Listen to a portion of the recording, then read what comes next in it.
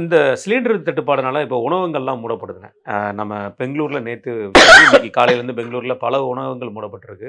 இன்றைக்குமே வந்து தமிழ்நாட்ல நம்ம வணிகர் சங்கங்கள் எல்லாருமே போய் சேர்ந்து இந்த மாரி உணவகங்கள் மூட வேண்டிய சூழ்நிலை வந்துடுச்சுன்னு சொல்லி, பல உணவகங்கள் டயத்த குறைச்சிருக்காங்க. சில இடங்கள்ல மூடப்படுங்கிற வார்த்தையும் சொல்லியிருக்காங்க. பொருள குறைச்சிருக்காங்களா? பொருட்கள குறைச்சிருக்காங்க.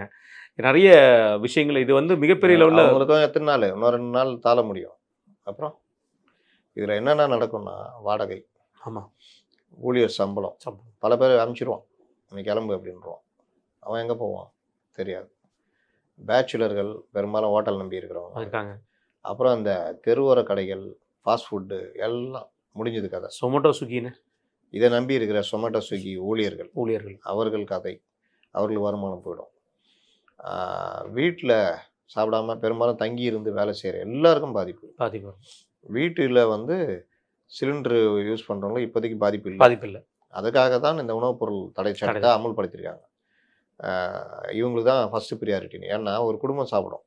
இது வந்து பேச்சுலர் லைஃப் அனுபவிக்கிறவங்க கதி என்னன்னு தெரியல. எல்லாரும் இந்த எலக்ட்ரிக் ஸ்டவ் நோக்கி நகரணும். ஆமா. இன்னைக்கு அது பெரிய டிமாண்டா மாறிடும் மார்க்கெட்ல. உடனே எல்லாரும் போய் வாங்குவாங்கல்ல. உடனே ரேட் ஏத்திருவாங்க. ரேட் ஏத்திருவான், அத பண்ணுவான், இத பண்ணுவான்.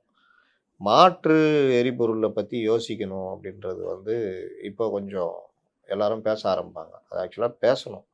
சோலார் சிஸ்டம், சோலாருக்கான அத பத்தி கூட பேசுங்கன்னு நம்ம வாசகர் கூட ஒருத்தர் கேட்டிருக்காரு. கேட்டிருக்காரு. ஆமா. அதுல இதுவும் வரும். வரும்.